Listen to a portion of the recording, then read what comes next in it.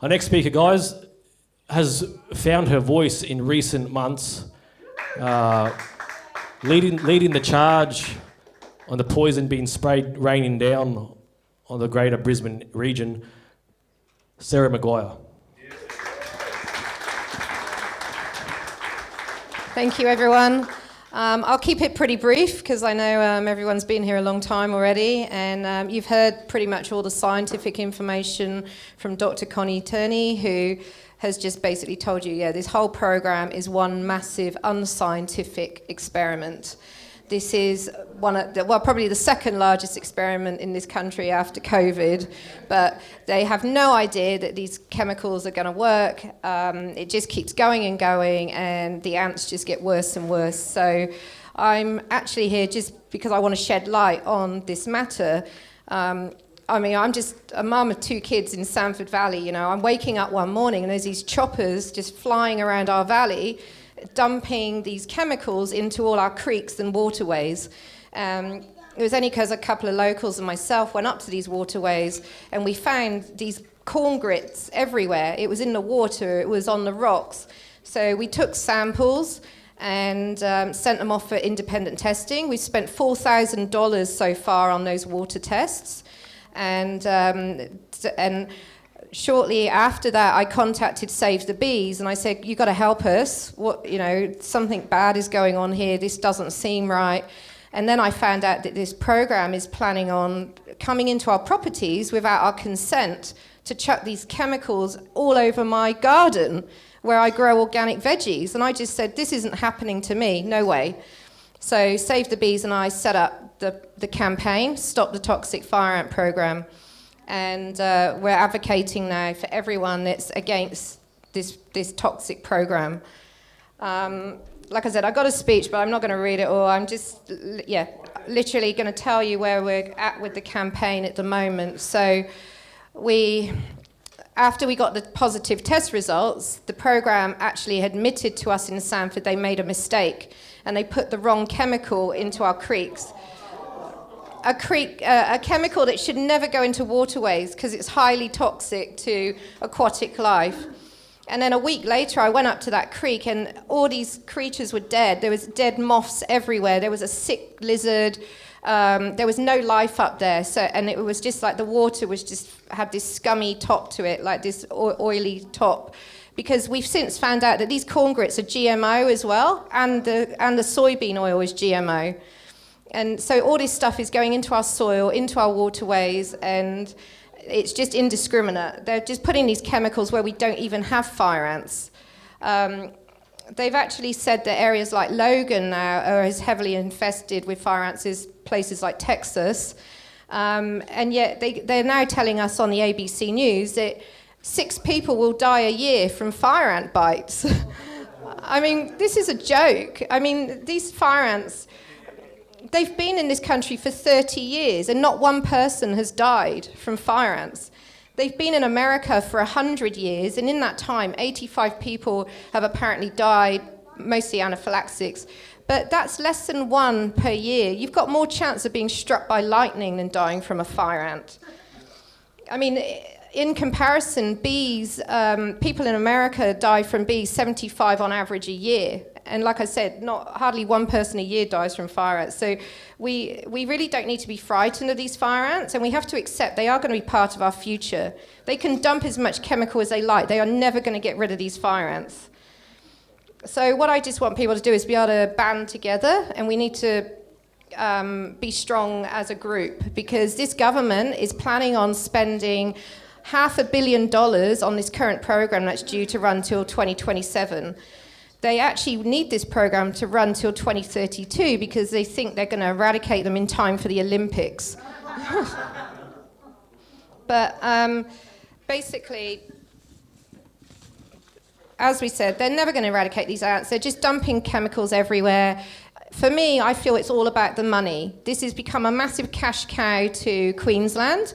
They've spent over $1 billion in 20 years, and the ants are 20 times worse.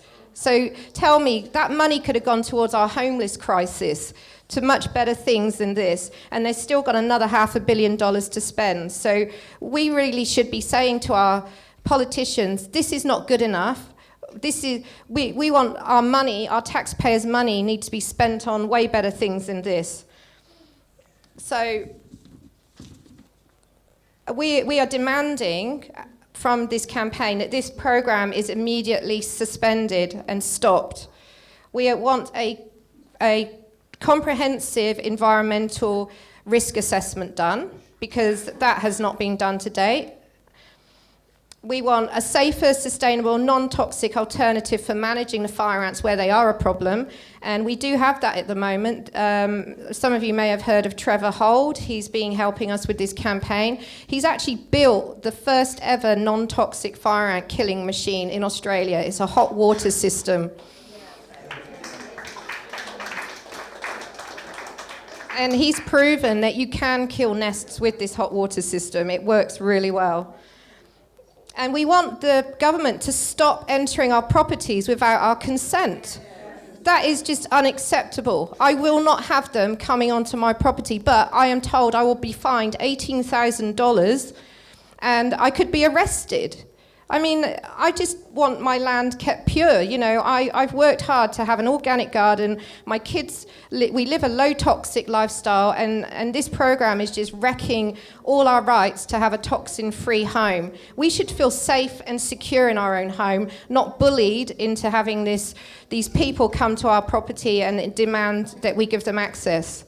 So I'm encouraging everyone to say no and have a reasonable excuse, because this Biosecurity Act pretty much tramples over all our human rights. But there's one section, section 336, you are allowed a reasonable excuse. So I suggest everyone who's being affected, think of what your reasonable excuse is. Medical grounds are the strongest, and so get your reasonable excuse and make sure... Medical grounds, I have medical concerns, that's my reasonable excuse. It's privacy issues. You don't have to tell them.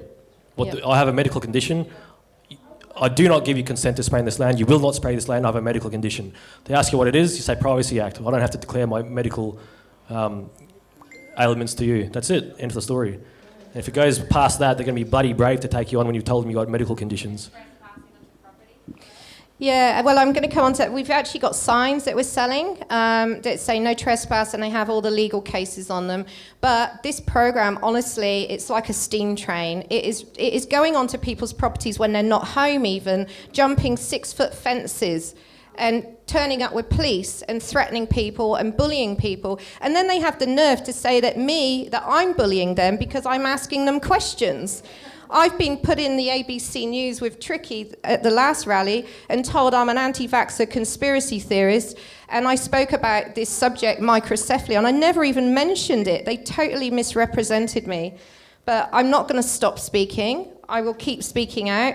I'm setting up an incorporated association, and details of that will be coming soon. But if everybody becomes members, we can go to the government and say, look, there's thousands of us in this incorporated association and we're demanding change, and we are not accepting.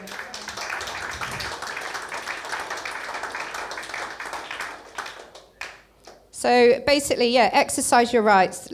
Think of your reasonable excuse. Contact your MPs. Bombard them with your complaints about this program. Anyone that has an adverse event, you report it to the APVMA and your MP and the program, because they are telling us that we are only 1%.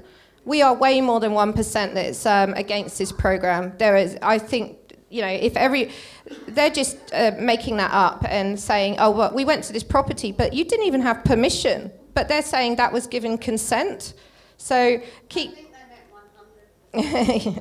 keep complaining, keep writing letters, and join our movement. Follow our Facebook page, check out our website, sign our petitions. We have 2, one with change, one's a Queensland petition. There's one here at the back if you'd like to sign it.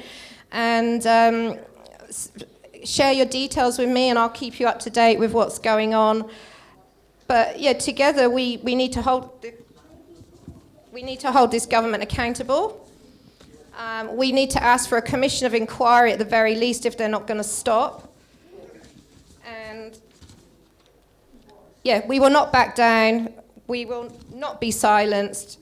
So let's all stand together and fight for what matters. Thank you.